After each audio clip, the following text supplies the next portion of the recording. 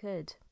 If he was somewhere inside that stone form of his, I needed him to know I'd try to save him. I would make my own vow, my own oath. Leaning forward and up onto my toes, I pressed my forehead against his, breathing in the misty scent of him. I'll do everything in my power to make this right. I will go to the ends of the earth if it means I can get you back. I promise you that. And with that, I turned from my guardian and flew down the streets, my feet slapping hard against the stone ground. Tears poured from my eyes, but I didn't bother to brush them aside. When I reached the scriptorium, I was breathless. My cheeks were flushed and my hair was wild, a cascade of silver around my shoulders. But I didn't care. Eli and Kipling were both inside the main lobby of the building, bent over a large tome that was spread across the antique desk. The flickering fire cast orange glows on their faces, and shadows danced on the walls. Alaric stood, as always, in the corner nearest the door, an eerie reminder of Jasper's fate. If only it were the same. Alaric, though stone as he was, sometimes fought against the magic that prevented him from shifting back into man. If only Jasper could too.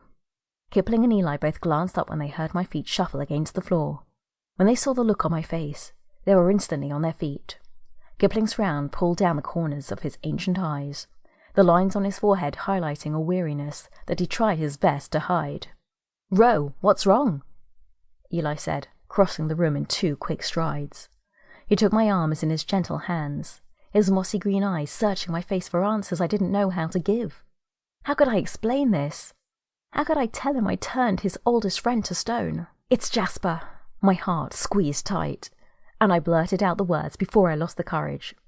"He kissed me, and now he's turned to stone because of the oath he made." Silence crashed around us. It lasted several long, torturous moments, before Eli sucked in a deep breath and glanced over his shoulder at Kipling. The older man's eyes flashed, and he sunk heavily into his chair. Eli turned back toward me. "Ro, we are going to need you to tell us everything." So, I blurted it all out.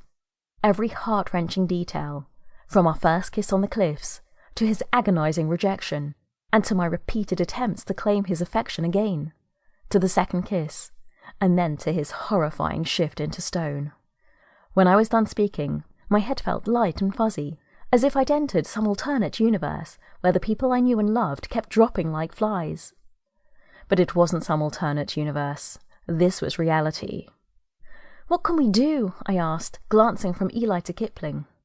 The old steward leaned against the desk, his head in his hands.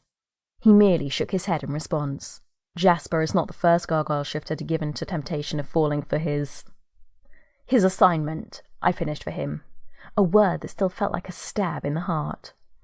"Yes, assignment," Kipling said, finally glancing up from the desk. "That was what you were supposed to be to him, Rowena. And there is a reason the oath exists as it does. To create a bond between you, for your protection. When you add feelings and emotions into the mix, things get messy. Guardians need to remain uncompromised in order to do their jobs." A flash of pain went through my gut. "Are you saying he deserved this? Are you saying he should be punished this severely for having a moment of caring?" "Oh, Rowena, of course not," Kipling said, this time a bit softer.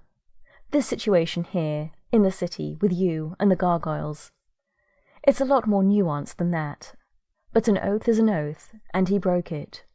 There is no going back from that, as much as it pains me to say." Fury and frustration rose up within me. At the oath, at Kipling, hell, even at myself. I refused to believe it was over. I couldn't believe it was over. Not like this. "Eli?" I turned back to my other guardian. He'd spent 3 years by Jasper's side, protecting me and keeping me safe. Surely he couldn't give up on his partner that easily. He shook his head, his face crumpled. "I took that same oath, Ro. There's no going back from it. It's not the kind of thing you make in passing. It's an oath to the goddess, the one who created us all. To my grandmother. The one who brought magic into the world. The one who had left the realm to fend for itself. She had caused this then. For some reason, that made it far worse." Chapter 2. "You swore an oath to Hecate?" I asked. Mine still...